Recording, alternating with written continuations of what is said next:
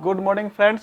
आज हम लोग 12th का फर्स्ट चैप्टर फिजिक्स का पढ़ेंगे जिसका नाम है स्थिर वैद्युत की इलेक्ट्रोस्टैटिक्स।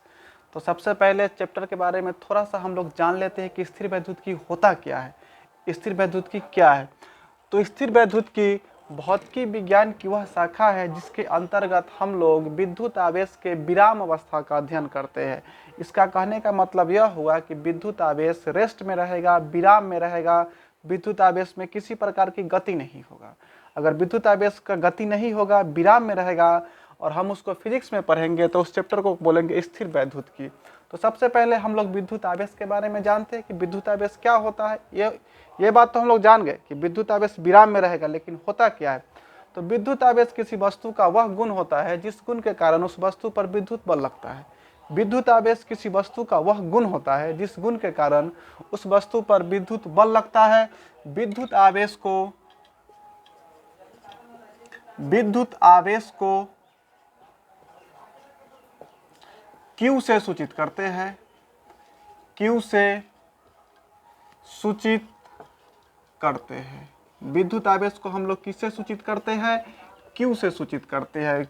और Q कहने का मतलब यह बड़ा Q भी हो सकता है और छोटा Q भी हो सकता है। विद्युत आवेश को किससे सूचित करेंगे? Q से। अगला स्टार का चिन्ह दीजिएगा आप लोग। विद्युत आवेश एक अदिश राशि है। अदिश राशि है। विद्युत आवेश एक अदिश राशि है। इसका कहने का मतलब यह हुआ कि विद्युत आवेश जब हम लोग पढ़ेंगे तो उसमें हम लोगों को दिशा से कोई मतलब नहीं होगा, क्योंकि यह अदिश राशि होते हैं। अब आप लोग अभी तक जान चुके हैं कि विद्युत आवेश किसी वस्तु का वह गुण होता है जिस गुण के कारण उस वस्तु पर विद्युत बल लगता है। बोलिए, विद्युत आवेश को किससे सूचित करेंगे? तो विद्युत आवेश को Q से सूचित करते हैं। यह कौन राशि होता है? तो यह अदिश राशि होता है। अब आगे देखिए, विद्युत आवेश निकालने का फॉर्मूला क्या होता है। विद्युत आवेश बराबर फॉर्मूला होता है विद्युत धारा गुणे समय। विद्युत धारा गुणे समय। आप लोग जान चुके हैं कि विद्युत आवेश को किससे सूचित करते हैं? तो Q से सूचित करते हैं। बड़ा Q भी लिख सकते हैं और छोटा Q भी लिख सकते हैं। विद्युत धारा को आप लोग 10th क्लास में पढ़ चुके हैं। I से सूचित करते हैं और समय को किससे सूचित करते हैं? T से। यहाँ पर Q बराबर क्या फॉर्मूला आ गया? IT। विद्युत आवेश निकालने का पहला फॉर्मूला हम लोग जान चुके हैं, Q बराबर I × T। विद्युत आवेश निकालने के लिए विद्युत धारा में किससे गुना करना पड़ेगा? समय से गुना करना पड़ेगा। अब आगे देखना है, विद्युत आवेश का SI मात्रक और बीमा सूत्र। SI मात्रक और बीमा सूत्र, इसके बारे में हम लोग जान लेते हैं कि विद्युत आवेश का SI मात्रक क्या होता है।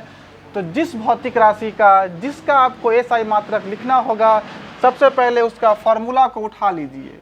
तो Q बराबर फॉर्मूला होता है IT। अब देखना है, ये I मतलब होता है विद्युत धारा, तो विद्युत धारा का SI मात्रक होता है एम्पियर और समय का होता है सेकेंड। तो विद्युत आवेश का SI मात्रक एम्पियर सेकेंड हो गया। और यह किसके बराबर होता है? तो ये बराबर होता है कूलम्ब के। किसके बराबर होता है? कूलम्ब के। ध्यान रखिएगा, विद्युत आवेश का SI मात्रक कूलम्ब होता है। विद्युत आवेश का SI मात्रक क्या होता है? कूलम्ब होता है। 1 एम्पियर सेकेंड किसके बराबर हो जाएगा? 1 कूलम्ब के बराबर हो जाएगा। फिर से कोई आदमी अगर आपसे पूछे कि विद्युत आवेश का SI मात्रक क्या होगा, तो विद्युत आवेश का SI मात्रक क्या बोलिएगा? कूलम्ब। एम्पियर सेकेंड होगा कि नहीं? एम्पियर सेकेंड भी होता है, लेकिन विद्युत आवेश के बारे में सबसे अधिक वैज्ञानिक जो काम किए थे वो थे कूलम्ब। उन्हीं के सम्मान में विद्युत आवेश का SI मात्रक क्या रखा गया? कूलम्ब। अब हम लोग इसका बीमा सूत्र को जानेंगे कि बीमा सूत्र क्या होता है। बीमा सूत्र आप लोग 11th क्लास में पढ़ चुके हैं बीमा सूत्र के बारे में। तो अब हम यहाँ पर लिखते हैं Q बराबर IT। ध्यान रहे, I से होता है विद्युत धारा और विद्युत धारा का बीमा सूत्र होता है A और समय का होता है बड़ा T।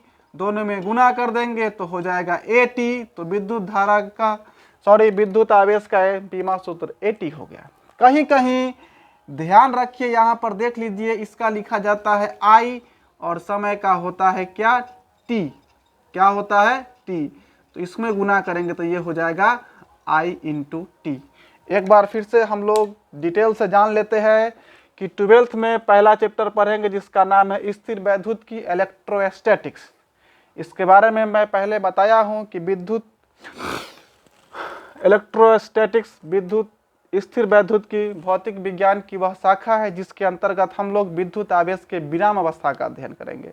किसका अध्ययन करेंगे, विराम अवस्था का, आवेश चले नहीं। और सबसे पहले मैं विद्युत आवेश के बारे में बताया था कि विद्युत आवेश किसी वस्तु का वह गुण होता है जिस गुण के कारण उस वस्तु पर विद्युत बल लगता है। विद्युत आवेश को स्मॉल क्यू या कैपिटल क्यू से सूचित करते हैं। यह एक अदिश राशि है। इसका फॉर्मूला अगर देखना होगा तो विद्युत आवेश बराबर होता है विद्युत धारा गुने समय, Q बराबर I इंटू टी। Q बराबर IT हो गया। अब हम बताए थे अगला टॉपिक इसका था कि विद्युत आवेश का SI मात्रक और बीमा सूत्र। तो मैं बता चुका हूं कि जिसका भी आपको SI मात्रक लिखना होगा सबसे पहले उसका फॉर्मूला देख लीजिए। तो Q बराबर होता है IT।